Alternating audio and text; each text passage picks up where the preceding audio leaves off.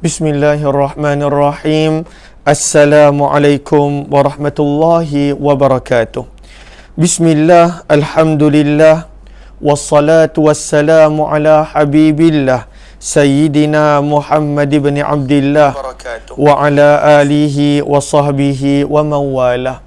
Allahumma rabbi syrah lana sudurana wa yassir lana umurana wahlul uqdatan min alsinatina yafqahu aqwalana. Allahumma fakkihna fid din wa 'allimna at-ta'wil. Allahumma alhimna marashid umurina wa a'idna min syururi anfusina birahmatika ya rabbal alamin walhamdulillahi rabbil alamin. Apa khabar sahabat-sahabat semua? Selamat petang, salam pertemuan dalam program Hamba Ilahi, dan syukur kita telah tiba pada siri yang ke-198. InsyaAllah seperti biasa pada setiap hari jam 6 petang kita akan berkongsi dalam program Hamba Ilahi ini pengajian pembacaan kitab Al-Adhkar Imam Nawawi, supaya kita boleh belajar sedikit sebanyak zikir-zikir, doa-doa yang telah ditunjuk ajar oleh baginda Nabi SAW. Namun sebelum itu saya nak raikan dahulu sahabat-sahabat yang berada di ruang komen. Ahlan Iza Salik, Safia Sapian, Nur Hayati Yahya, Hardi Suhaimi, Aminah Hitam, Aziza Izzah, Alung Ha'i Rahman, Syed Ahmad, Fadila Raza, Ummi Zaihadi, Syahril Muhammad Syarif, Rukuma Yusuf, Kamiza Muhammad Amil, Norazia Mokhtar, Galib Spirit, Nurul Hidayah, Noraha Manab, Ummi Ghani, Nur Baiduri, Bunga Lawang, Syarina Uthman, Anita Maizan, Zaliha Kamaruddin, Wan Ismail Wan, Farida Hamdan, Elvira, kemudian Ummi Zaihadi, Habibah Abdul Aziz, Ani Julaiha Tahi, kemudian Razita Abdul Manaf, Nurani Ahmad, Maihani Nani, Syarina Uthman, Berita Delima, Asna Darus, Ruzia Ma'aruf, Serina Abdul Rahman, Ana Sukaimi, Bunga Lawang, Zahara Alias, Ummi Akasha, Kamaria Kamaruz Zaman, Nur Zaidah Jailani, Rani Idris, Nurani Ahmad, Tuan Nurahim Syarif, kemudian Syamsia Salih, Fauzan Muhammad,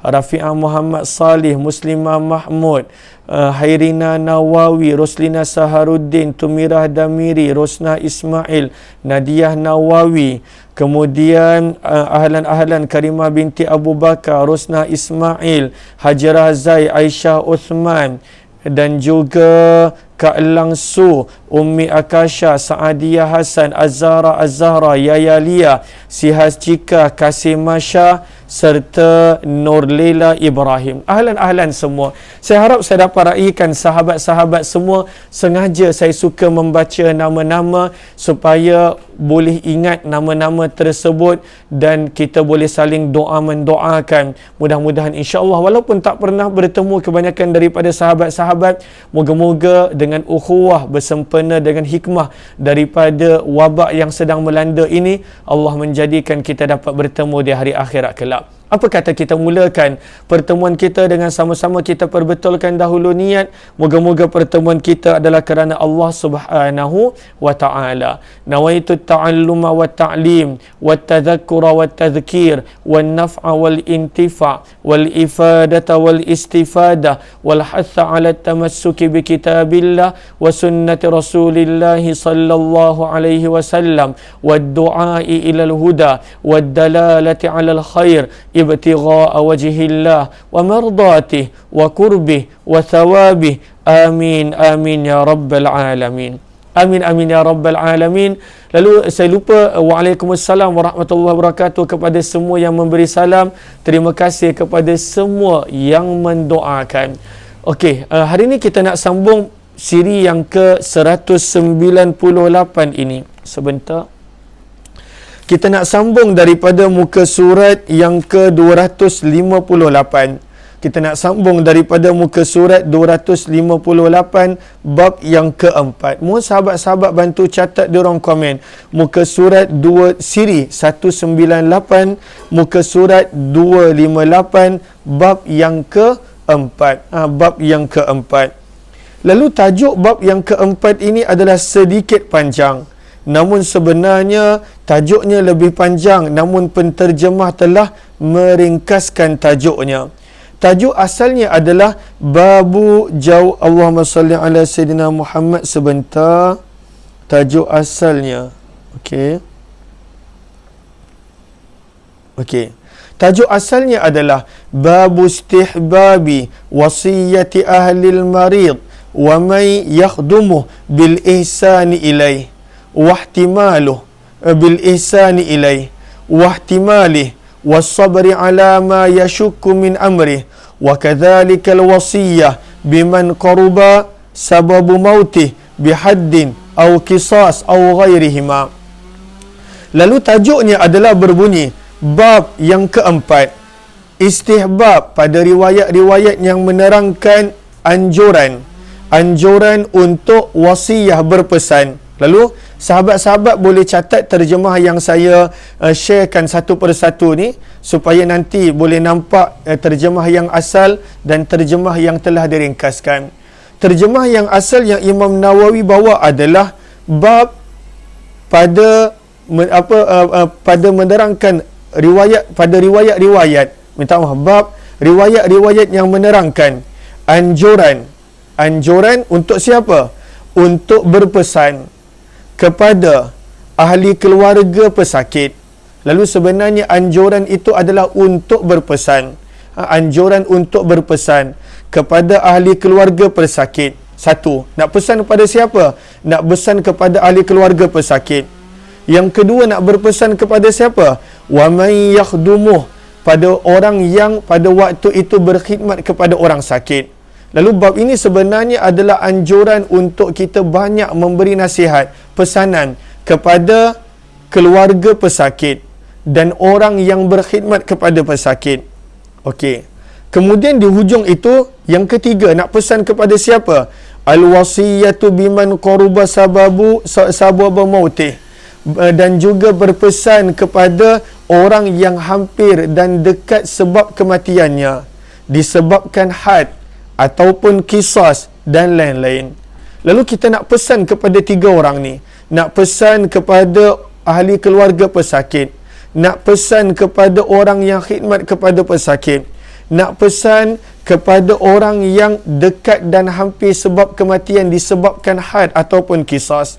Kita nak pesan berkenaan apa? Kata Imam Nawawi, berkenaan tiga benda. Yang pertama, berpesan kepada ahli keluarga dan orang khidmat itu supaya berlaku baik kepada pesakit dan juga orang yang bakal dihukum sebab kisas. Itu satu, pesan untuk berlaku baik. Yang kedua, ihtimal, pesan pada waktu itu untuk apa? Untuk ihtimal memberi makna bersabar. Dan juga yang ketiga, Imam Nawawi tekankan juga untuk sabar. Lalu sabar diulang dua kali. Lalu ini tajuk yang asal yang Imam Nawawi bawa, bab pada anjuran untuk berpesan kepada ahli keluarga pesakit dan orang yang berkhidmat kepada pesakit. Dan yang ketiga, orang yang dekat sebab kematiannya disebabkan hudud, had ataupun kisas. Nak pesan tentang apa? Yang pertama, pada waktu itu pesan untuk dia untuk keluarga dia berlaku baik kepada dia. Dan yang kedua, pada waktu itu bersama dengan dia, bersama. Dan yang ketiga, pada waktu itu bersabar terhadap kesusahan yang menimpa. Lalu ini tajuk bab yang asal. Dan kemudian diringkaskan oleh penterjemah dengan tajuk anjuran bersabar bagi keluarga pesakit dan nasihat untuk orang yang hampir dengan kematian disebabkan hukum-hukum hudud, kisas dan selainnya. Lalu diringkaskan berkenaan tentang untuk bersama tidak diterjemahkan, berkenaan tentang berlaku baik tidak diterjemahkan. Saya harap sahabat-sahabat catat tadi. Lalu ini adalah tajuk asal yang Imam Nawawi bawakan, supaya bila orang yang menjaga pesakit pada waktu itu berlaku baik kepada pesakit, supaya orang yang ketika mana dia menjaga pesakit bersama dengan pesakit, supaya orang yang pada waktu itu menjaga pesakit bersabar dengan pesakit. Kata Imam Nawawi rahimahullahu ta'ala, muka surat yang ke-458, riwayat yang ke-415, bab yang keempat. Kata Imam Nawawi rahimahullahu ta'ala, untuk bab ini kami bawakan riwayat daripada Sahih Muslim. Lalu riwayat ini juga ada dalam Sunan Abu Daud, Tirmizi, Nasai dan juga Ibnu Majah. Begitu juga diriwayatkan oleh Imam Ahmad dalam musnadnya. Lalu ada penambahan di situ kalau nak, riwayat ini adalah riwayat Abu Daud, Tirmizi, Nasai, Ibnu Majah dan juga Musnad Ahmad. Lalu riwayat ini daripada siapa? Daripada sahabat Nabi Imran bin Husain radhiyallahu taala anhu. Banyak berkenaan tentang Imran bin Husain yang dikongsikan oleh Ibnu Allan dan juga oleh para ulama sirah, namun masa tidak mengizinkan untuk kita pergi kepada tentang sahabat ini. Insya-Allah dalam kesempatan kita akan kongsikan.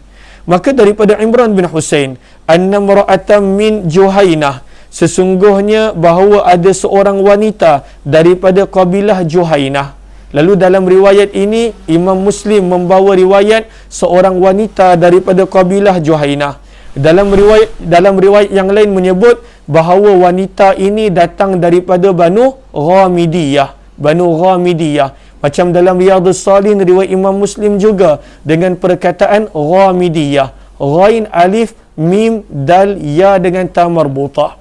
Lalu sebenarnya tak ada sebarang khilaf ataupun pada waktu itu bertentang, kerana Ghamidiyah adalah salah satu pecahan daripada kabilah Juhainah. Lalu datang seorang wanita daripada kabilah Juhainah, daripada Ghamidiyah, yang mana pada waktu itu dia datang berjumpa Nabi dalam keadaan pada waktu itu hubla, dia sedang hamil, sedang mengandung, minaz zina, kerana perbuatan zina. Lalu dia mengandung kerana perbuatan zina. Maka dia datang kepada Nabi SAW. Maka pada waktu itu dia berkata kepada Nabi, "Ya Rasulullah, asabtu hadda." Wahai Rasulullah, aku sepatutnya dijatuhkan hukuman had. Dah. Aku, terjemahnya adalah, wahai Rasulullah, aku, tutup pintu. Wahai Rasulullah, aku sepatutnya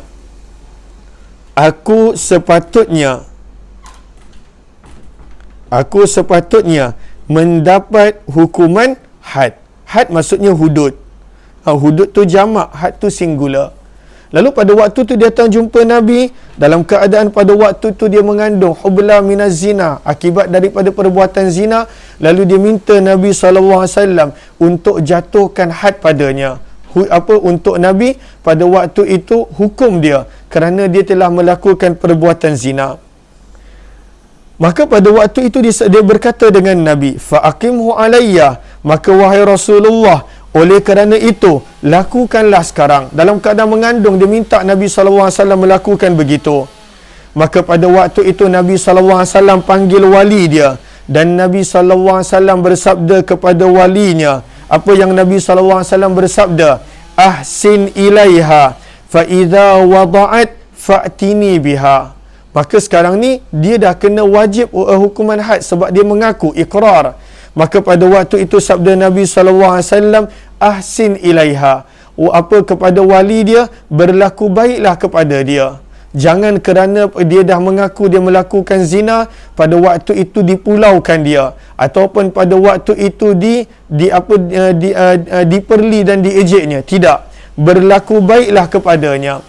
Maka daripada ucapan Nabi kepada wali dia, "Ahsin ilaiha", maka daripada sini Imam Nawawi jadikan sebagai dalil untuk orang yang pada waktu itu dijatuhkan hukuman had, maka keluarga kena berlaku baik kepada dia. Walaupun dia dah terlanjur, walaupun pada waktu itu dia layak mendapat hukuman, tetapi kena berlaku baik kepadanya, kena bersabar tentang dia.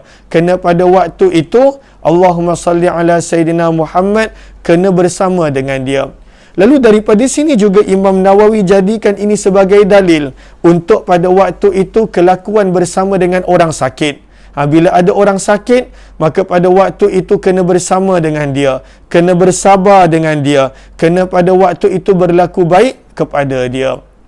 Maka sabda Nabi SAW, "Ahsin ilaiha", berlaku baik kepadanya. Jangan kerana dia telah melakukan perbuatan zina yang dia mengaku dan dia bakal dihukum, maka pada waktu itu pulaukan dia, ataupun pada waktu itu berkata buruk kepada dia, maka Nabi SAW sebut jangan.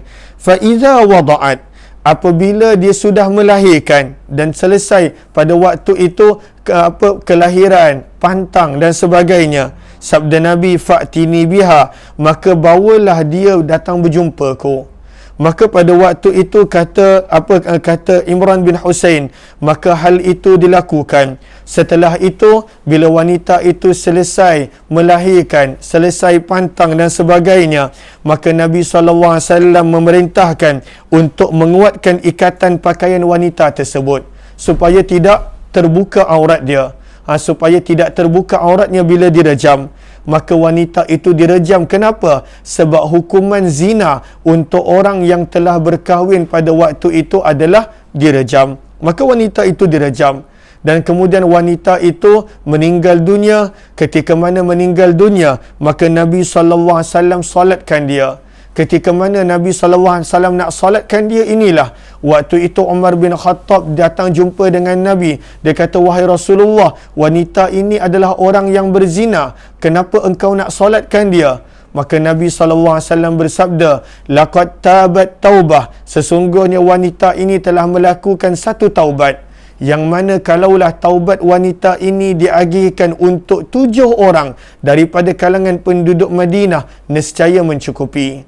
Lalu inilah hadis yang dijadikan oleh Imam Nawawi sebagai dalil perlu keluarga untuk berlaku baik, bersabar bersama dengan orang-orang yang bakal dijatuhkan hukuman hudud ataupun qisas, dan juga orang-orang yang sakit. Maka ini adalah bab yang keempat. Ini adalah bab yang keempat. Bab yang kelima. Adakah jelas bab yang keempat ini? Lalu itu tajuknya telah diringkaskan, namun kita telah bawakan tajuk yang asal seperti mana yang telah disebutkan oleh Imam Nawawi rahimahullahu ta'ala. Lalu Allahumma salli ala Sayyidina Muhammad, orang-orang yang dijatuhkan hukuman hudud pada zaman Nabi tak ramai. Pada zaman Nabi tak ramai. Sebab pada waktu itu hukumnya adalah berat. Maka hanya seorang dua sahaja yang dijatuhkan, menjadi iktibar dan pengajaran bagi yang lain. Dan wanita ini pun bukan pada waktu itu ada orang menjadi saksi untuk kesnya, tidak. Dia membuat pengakuan. Dia membuat pengakuan kerana pada waktu itu dia ingin bertaubat dan Allah Subhanahu Wa Taala terima taubatnya. Bab yang kelima.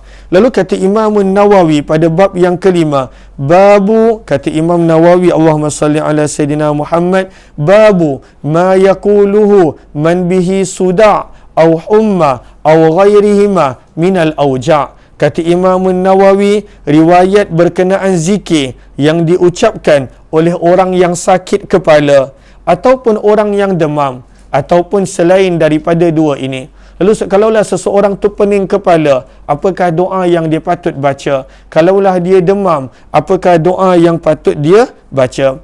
Kata Imam Nawawi, rawaina fi kitab Ibn Sunni an Ibn Abbas radhiyallahu ta'ala anhuma. Kata Imam Nawawi, kami telah riwayatkan di dalam kitab Ibn Sunni, iaitu Amalul Yaumi wal Lailah. Kata Imam Ibn Hajar, riwayat ini ada juga dalam riwayat Mustadrak Hakim, Musannaf Ibnu Abi Shaybah dan juga Musnad Ahmad.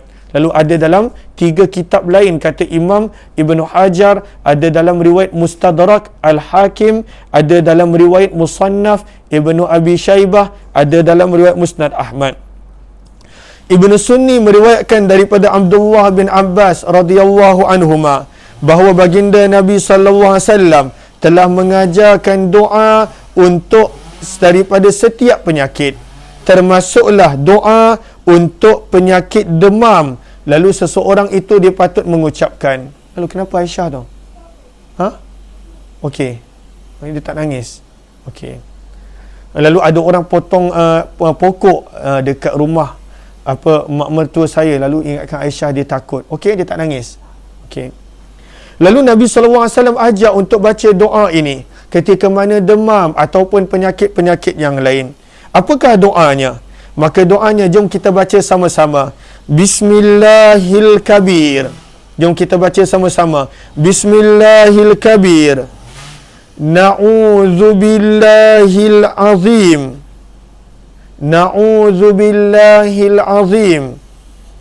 Min syarri irkin na'ar. Wa min syarri harrin nar. Masya Allah. Apa perkataan dia adalah perkataan yang sedap, yang best, makna yang baik.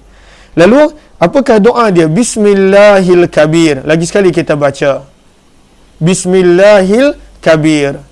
Na'udzubillahil azim. Min syarri irkin na'ar. Wa min syarri harrin nar. Apakah terjemahannya? Bismillah, dengan nama Allah Al-Kabir, yang maha besar, yang maha besar. Na'udzu, kami berlindung, billah, kepada Allah Al-Azim, yang maha agung. Min, daripada, syarri, kejahatan, irkin na'ar, otot yang koyak. Wa min syarri harrin nar, dan daripada kejahatan dan daripada keburukan panasnya api neraka. Lalu ini adalah doanya. Lalu ini doa ni Nabi SAW ajar untuk baca ketika mana demam. Sebab badan panas. Maka pada waktu itu kita minta perlindungan daripada otot yang koyak dan juga daripada panasnya api neraka. Okey, lalu Allahumma salli ala Sayyidina Muhammad, ini adalah riwayat 416. Seterusnya, muka surat 259. Maka kata Imam Nawawi, selain daripada baca doa ini, boleh juga baca boleh juga baca Al-Fatihah, surah Al-Ikhlas, Al-Falaq dan juga An-Nas. Kata Imam Nawawi, dianjurkan juga ketika mana demam dan juga ketika mana sakit untuk membaca surah Al-Ikhlas, membaca Al-Fatihah, membaca Al-Falaq dan An-Nas, Mu'awwizatain, serta meniupkan pada kedua telapak tangan sebagaimana telah dijelaskan. Lalu kita dah baca dah itu pada beberapa muka surat yang lalu. Sebentar kita ulang kaji balik. Allahumma salli ala sayyidina. Kita dah baca dah pada bab yang ketiga. Pada bab yang ketiga dalilnya riwayat 399. Riwayat 399 kita dah baca dah. Bagaimana pada waktu itu membaca Al-Ikhlas, Al-Falaq dan juga An-Nas. Dan riwayat berkenaan dengan Al-Fatihah kita dah baca pada riwayat Abu Sa'id Al-Khudri, pada riwayat yang ke Allahumma salli ala Sayyidina Muhammad, Abu Sa'id Al-Khudri, Abu Sa'id Al-Khudri pada bab yang ke-18 riwayat 246, muka surat 246, riwayat 390. Lalu berkenaan tentang surah Al-Fatihah boleh rujuk dalil riwayat 390.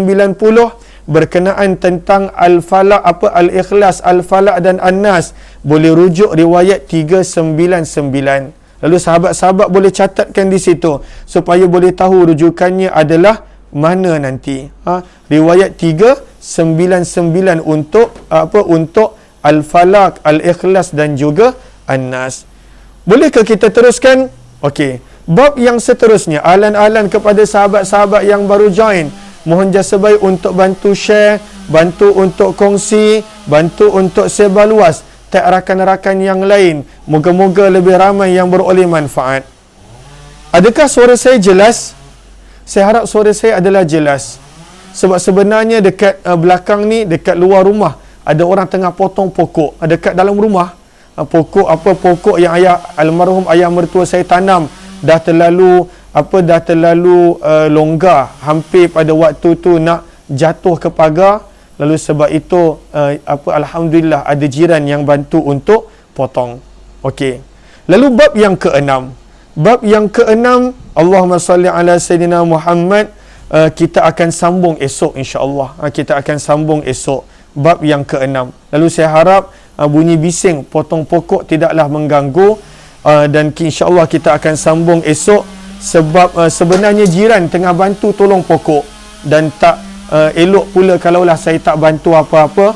padahal pokok tu dekat rumah mak mertua saya. Maka insya-Allah kita akan sambung esok pagi. Saya minta maaf 3 sesi kita tak dapat bertemu, hayati Quran pagi ni dan juga semalam, dan juga pengajian kita Al-Azkar semalam. Mudah-mudahan kita dapat istiqamahkan hingga khatam insya-Allah. Terima kasih semua. Jumpa jam 9 malam nanti insya-Allah. Wabillahi taufiq wal hidayah. Assalamualaikum warahmatullahi wabarakatuh. Kepada sahabat-sahabat yang ingin untuk membuat pembelian kitab Al-Azkar, boleh sahaja tekan link yang berada di ruang komen. Jumpa lagi.